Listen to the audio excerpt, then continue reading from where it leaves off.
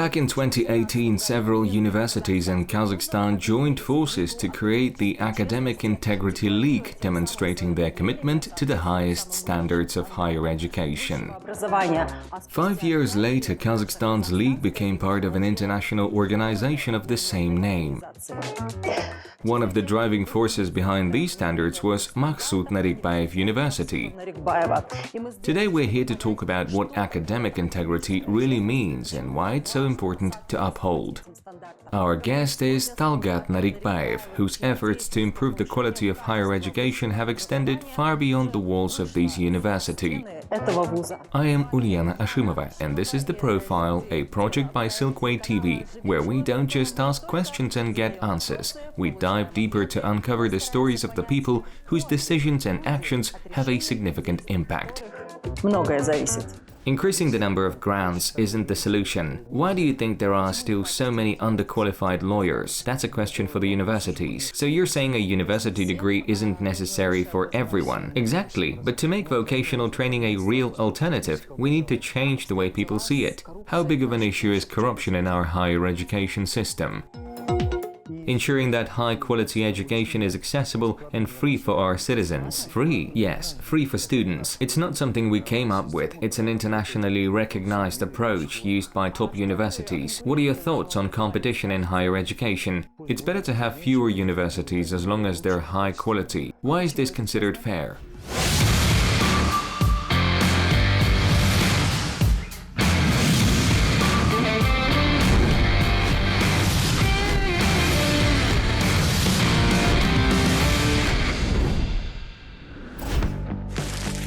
Talgat Narikbayev is the chairman of the board of JSC Maqsut Narikbayev University. He has been leading the university since 2007. Nice to meet you. Likewise. I really appreciate you taking the time to talk with us. My pleasure. You know, there's a common belief in our country that we already have more than enough lawyers. Some even say we have too many. The idea is that maybe we should focus on training specialists in other, more in-demand fields instead. Your university has historically been a law school, and even today, more than 60 universities in Kazakhstan continue to train lawyers. What do you think about this? Well, I'd say that there's always a shortage of truly good lawyers, while there's no lack of poorly trained ones. That's precisely the issue. We need more highly qualified legal professionals.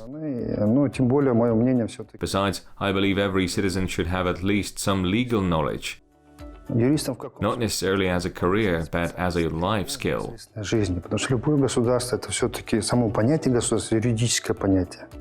After all, the very concept of a state is a legal one. All its institutions are built on law, and the rules we live by are legal norms. You know, one of the key values recently emphasized by the head of state is law and order. I fully support that. People need to understand the laws, not just to follow them, but also to know their rights and be able to stand up for themselves. Why do you think there are still so many underqualified lawyers? That's a question for the universities that train them. But a big part of the problem is also the lack of qualified professors. We simply don't have enough of them in Kazakhstan. Let's talk about the quality of higher education today, particularly legal education. Since 2018, Kazakhstan has had an Academic Integrity League, and your university is a member. But not all universities have joined. Why do you think that is? What impact has the league had so far? And more broadly, how big of an issue is corruption in our higher education system?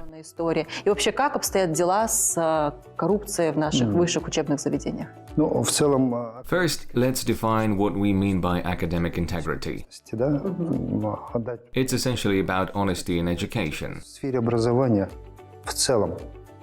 Our university started discussing this back in 2011-2012. In 2014, we partnered with Nazarbayev University to hold Kazakhstan's first Academic Integrity Forum, and we continued organizing it for several years.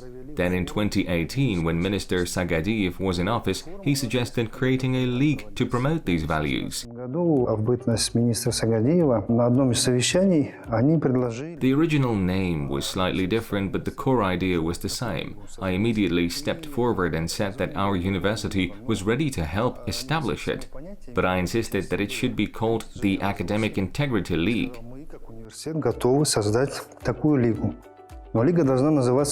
The term academic integrity is widely used in Western universities.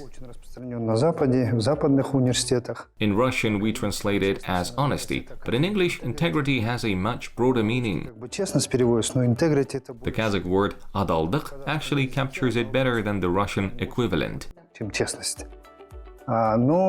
Still in Russian, we've stuck with academic honesty. This is not a new concept, but we decided to introduce it here because it is crucial in the field of education. In fact, promoting and embedding academic integrity in education is an absolute necessity.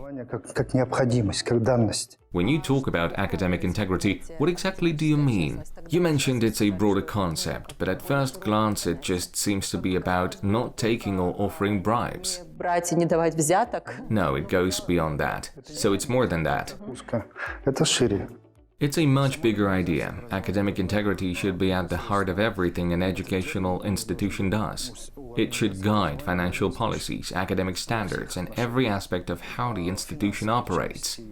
Transparency needs to be a fundamental principle across the board, and integrity should be a core value in every decision.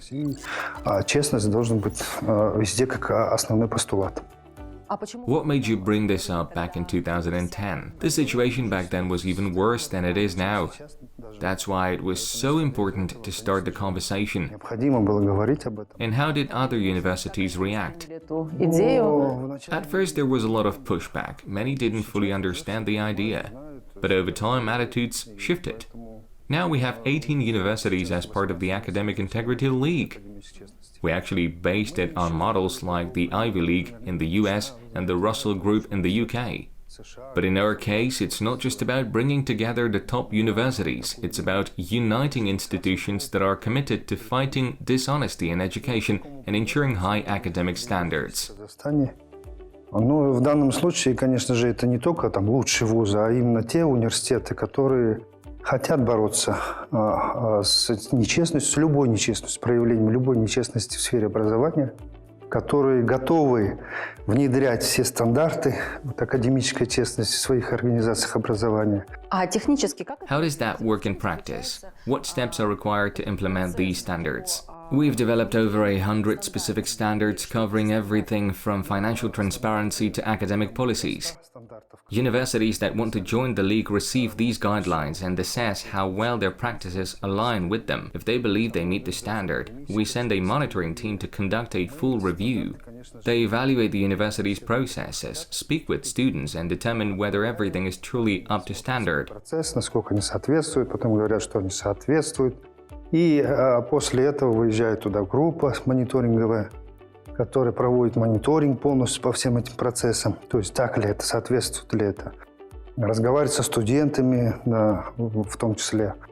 И, исходя из этого, уже делает какие-то выводы. Can you give an example? Например, подразумевает... Sure. Grading, for instance. We follow a system based on the median grade distribution, which follows a bell curve model. Let's say a group of 10 students takes an exam. Under this system, only one student can receive the highest grade. Из 10 эта модель называется колокол. То есть она вот на кривой идет как колокол. Из 10 только один может получить 5. Не больше. Почему? Why is that? That's how the median grading system works. It's not something we came up with. It's an internationally recognized approach used by top universities. It's one of the standards within the Academic Integrity League. Under this model, one student must receive the lowest grade. That means the professor has to give at least one student the lowest grade. One gets the highest and the rest are distributed in between, forming a bell curve.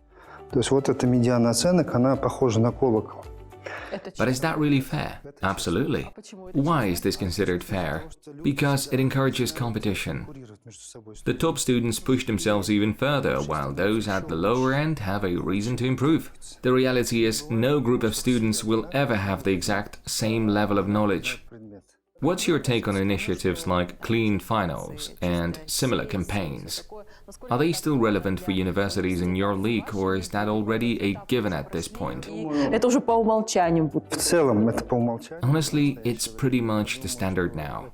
I think we moved past that stage a long time ago, at least in our universities and in most others too. It used to be a big issue, but that was back in the day. So, what has changed?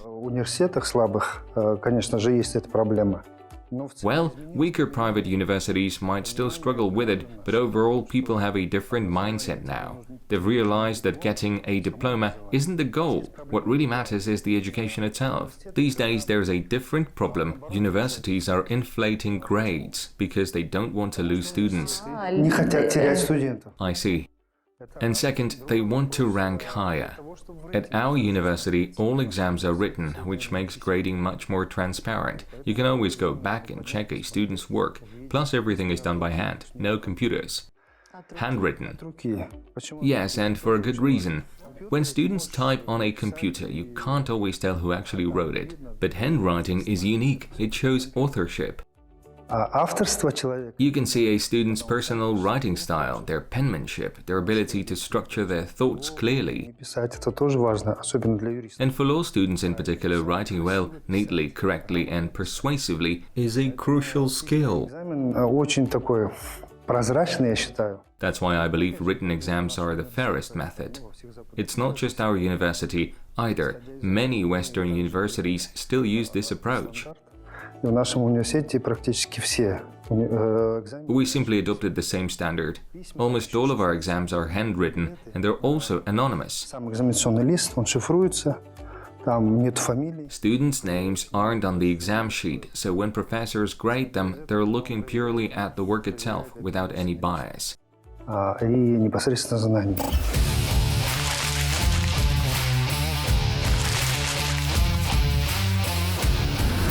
What are your thoughts on competition in higher education? Competition is always a good thing. Let me give you an example. A branch of Country University, a British institution, just opened across from us. That's competition, but the good kind.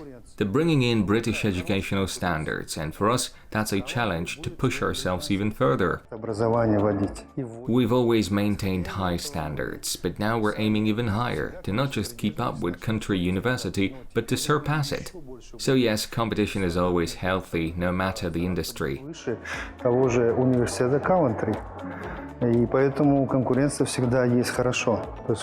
What about tuition fees? At the end of the day, higher education is still a business. Higher education is never cheap or truly free. The real question is, who pays for it? Given that many people can't afford high tuition costs, we don't want to put the full financial burden on students. Otherwise, education would become inaccessible.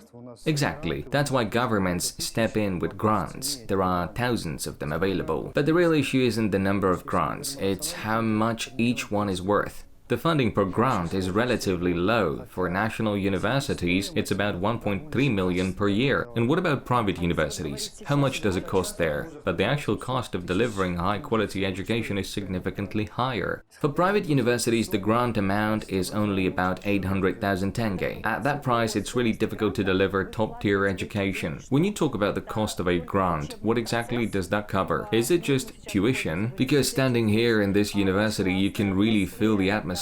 It's got a great design, lots of open co-working spaces that are not only practical but clearly created with care. You can tell a lot of money went into this place, including the classrooms. Well, first and foremost, it goes towards salaries, both for professors and academic staff. That's the most important expense because you can't attract top-tier educators without paying them well. No institution can. So that's the biggest and most essential cost. That's the main one. Это основные. Yes, salaries make up the biggest part. Следующие расходы – это, конечно же, Then you have infrastructure and technical resources, everything from furniture to spaces like these. мебель, начиная с мебели, заканчивая. It's all about design thinking. By setting up open co-working areas, you're shaping the way students think. Ты создаешь свободные коворкинг-зоны, и ты влияешь на мышление молодого человека. А за это And students are the ones paying for all of this? Is that why you say the grant amount is too low? низкий. Ну, если мы посмотрим, If we take a look at how our universities are funded, a large share of the costs is covered by the institutions themselves. But as we work to refine our approach and find a model that truly supports better education, we're drawing inspiration from different systems, including those used in the US. модели, в том числе американская модель образования, например, то есть там частные университеты, такие как Стэнфорд, Гарвард. For instance, private universities like Stanford and Harvard generate about 70% of their revenue from research funding. Another key source is endowments, large donations they actively secure. And only after that comes tuition fees. This is the kind of model we're striving for as well. Очень большие суммы это университет собирают. И только третье – это плата студентов. Вот мы... Our mission as a university is to serve our society, our people, and our country, ultimately ensuring that high-quality education is accessible and free for our citizens. Обучение бесплатно для наших граждан. Free? Yes, free for students. But of course nothing is ever truly free. Someone has to pay for it. That's why we're looking for alternative funding sources so that students don't have to shoulder the entire cost.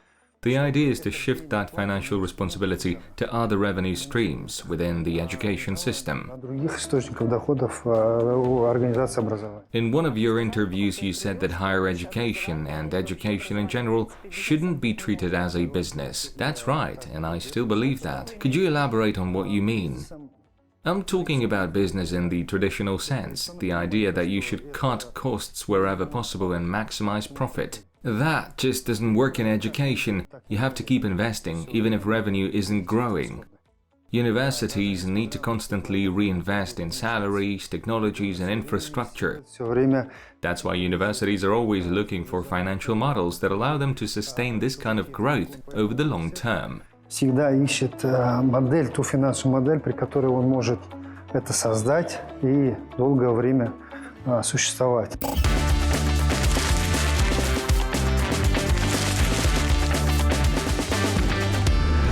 Universities today are more than just places for educating students, awarding diplomas and training professionals for the job market. They're also key centers for research and innovation. How does your institution embrace this role? В настоящее время работают наши We have several research institutes and schools, law and economic schools. And this space we're in right now? It's our think tank, an analytical center within the university. One of our key projects focuses on making legal documents and legislation easier to understand. We're working on it in collaboration with the Senate. Это читабельность законопроектов или законов, нормативно-правовых актов. И мы это делаем совместно с Сенатом парламента. So your team takes a law and analyzes it. Yes, but we approach it from the perspective of an ordinary citizen, someone without a legal background. Рядового гражданина, который не знает термины юридические. A lot of laws and regulations are written in such complex language that the people they're meant to serve struggle to understand them. That's why we started this project and we're already seeing promising results, which we'll be sharing soon. Этот проект нами был принят. И в настоящее время есть определенные результаты, которые мы в ближайшем будущем уже будем презентовать.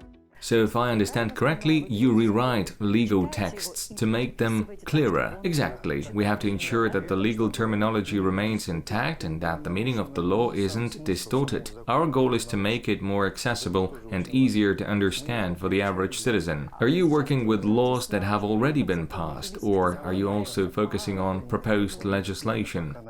Right now, we're focusing on laws that have already been passed.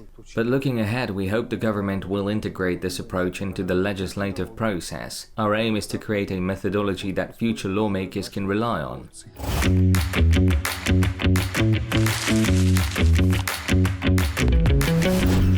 There was a time in Kazakhstan when the government made a big push to support school teachers by significantly raising their salaries.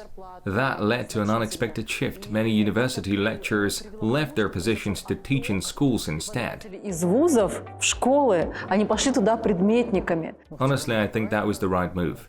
Teachers, especially those in schools, should be well paid.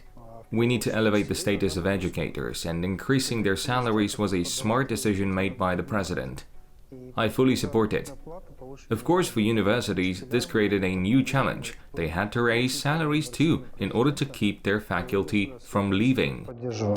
С другой стороны, для высших учебных заведений, это, конечно же, стимул для поднятия заработной платы, чтобы их преподаватели не уходили в среднее образование. But when it comes to public universities, financial resources are pretty limited. Вузов, и там особо не разбежишься. Exactly. The main issue is that government grants are quite low, which means universities constantly have to find other sources of funding.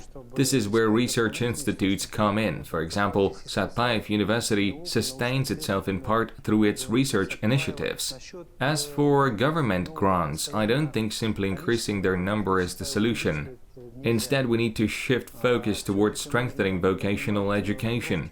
The reality is we have a shortage of skilled workers, plumbers, bricklayers, construction workers. I know plumbers who earn incredibly good money. If you look at Germany, only about 30% of students go to traditional universities, while the other 70% pursue vocational or applied education. In Kazakhstan, on the other hand, nearly everyone aims for a university degree, which has led to a continuous expansion of grants. But that's not sustainable. You can't just keep increasing the number of grants without addressing the financial strain it creates. Гранты, количество все время увеличивается, но эта модель неправильная, потому что стоимость ты не сможешь завтра увеличить на то количество грантов. So you're saying a university degree isn't necessary for everyone? Exactly. But to make vocational training a real alternative, we need to change the way people see it. These jobs need to offer good salaries, and more importantly, we have to break the mindset that being a bricklayer, a welder, a plumber, or a builder means you're... Сантехником, сварщиком, он считал себя каким-то там... less educated. Yes, and I think that's completely wrong. Why do you think this stereotype still exists? I think the real issue is a lack of proper career guidance for young people. When they're still in school, many of them have no clear sense of what they want to do or who they want to become. Because of that, they often end up picking the wrong major. But if more students start choosing vocational education over universities, wouldn't that affect universities' financial stability? Количестве вузов, на их финансовой устойчивости. It's better to have fewer universities as long as they're high quality. But there is no need to shut them down by force. Let competition take its course. If some can't keep up with stronger institutions, they'll naturally fall behind. And those that can will rise to the top. That's how it should be. Whether public or private, I believe ministries should keep the same distance from both and remain impartial. You're saying things that aren't exactly the standard viewpoint. It sounds like you care more about the industry as a whole than just your own university. Why not focus solely on running your institution? You've already built a name for yourself, people know you. What drives you to be so actively involved and vocal about these broader issues? Вас уже знают. Почему вы все-таки хотите еще и в этом поучаствовать так активно, открыто об этом? Well, I think any responsible citizen would want to contribute in some way. Not everyone, that's why I'm asking. What's the mission you're working toward? Республика Казахстан. I feel that if you're a citizen of Kazakhstan, you should invest in its future however you can. If you've gained experience, why not use it to offer ideas and insights to the government and the relevant ministries? Maybe some of those ideas will turn into real solutions on a national level. Education plays a crucial role in shaping the future. The students we see today, the young people in our classrooms, will be the ones leading our country tomorrow. When you recognize that, you realize just how big of a responsibility we have. So we can't just sit back and say, I'll focus on my own work and keep my knowledge to myself. That's not the right approach. We believe in openness. Our university is open, and we're always ready to share what we've learned. Мы открыты, наш университет открыт. That's why we launched the Academic Integrity League. It's about collaboration and knowledge sharing. Своего рода мы делимся опытом. Universities collaborate with each other, exchange best practices, and help one another grow. We'll soon be hosting a group of 18 universities as part of this initiative. Мы делимся опытом, по сути. Это не просто проверка, на самом деле. And this isn't about audits or inspections, it's about genuine cooperation. Посмотреть, помочь, подсказать. We give feedback, learn from one another, and find ways to improve together. Подсказать, как нужно сделать, как улучшить себя. Вот. И исходя из этого, это... In a way, it's a form of networking that allows universities to evolve on their own, without direct oversight from the ministry. Без регуляции даже профильного министерства.